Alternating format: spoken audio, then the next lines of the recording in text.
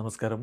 Raf talk ഫുട്ബോളിലേക്ക് അവർക്കും സ്വാഗതം. യുവേഫ ചാമ്പ്യൻസ് ലീഗിൻ്റെ ക്വാർട്ടർ ഫൈനൽ രണ്ടാം പാദ മത്സരത്തിൽ ആസ്റ്റൺ വില്ല PSG പരാജയപ്പെടുത്തി. വർദ്ധിത വീര്യത്തോടുകൂടിയാണ് ആസ്റ്റൺ വില്ല സ്വന്തം മൈതാനത്ത് പോരാട്ടം നടത്തിയത്. പക്ഷേ ഒടുവിൽ അഗ്രിഗേറ്റ് സ്കോറിൻ്റെ ബലത്തിൽ PSG തന്നെ സെമി ഫൈനലിലേക്ക് കടന്നുപോയി. 3-2 ആസ്റ്റൺ വില്ല വില്ല പാർക്കിൽ വിജയിച്ച് കയറിയത്. അഗ്രിഗേറ്റ് 4-5 വിജയിച്ച് PSG സെമിയിലേക്ക് കടന്നു. ആസ്റ്റൺ വില്ലയ്ക്ക് വേണ്ടി ട്വൽമെൻസും മാഗ്ഗിനും കോൺസയുമാണ് ഗോളുകൾ നേടിയത്. മറുഭാഗത്ത് അഷ്റഫ് ഹക്കീമിയും മെൻഡസും PSG ഗോളുകൾ കണ്ടെത്തി. വില്ല പാർക്കിലെ PSG മുന്നേറ്റങ്ങൾ നയിച്ചുകൊണ്ട് ആദ്യ 11-ൽ ബർക്കോളയും ഡംബലയും കിച്ചാക്കാറസ്കേലിയും ഒക്കെ തന്നെയാണ് അണിനിരന്നത്. മറുഭാഗത്ത് റാഷ്ഫോർഡും മാക്കിനും ടിൽമെൻസും റോജേഴ്സും ഒക്കെ ചേർന്നുകൊണ്ട് ആസ്റ്റൺ വില്ലയുടെ മുന്നേറ്റങ്ങൾ നയിക്കുകയും ചെയ്തു.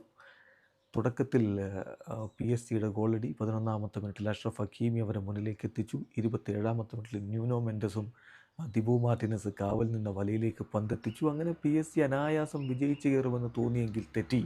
തിരിച്ചടിക്കുന്ന ആസ്റ്റൺ വില്ലയാണ് നമ്മൾ പിന്നീട് കണ്ടത്. 34-ാമത്തെ മിനിറ്റിൽ ടിലമെൻസിൻ്റെ ഗോൾ പിറക്കുന്നു. അതിനുശേഷം രണ്ടാം പകുതിയിൽ 3 മിനിറ്റിനിടയ്ക്ക് 2 ഗോളുകൾ. 55-ാമത്തെ മിനിറ്റിൽ മാക്കിനും 57-ാമത്തെ മിനിറ്റിൽ കോൺസയും ഗോളടിച്ചതോടെ കളി മുറുകി.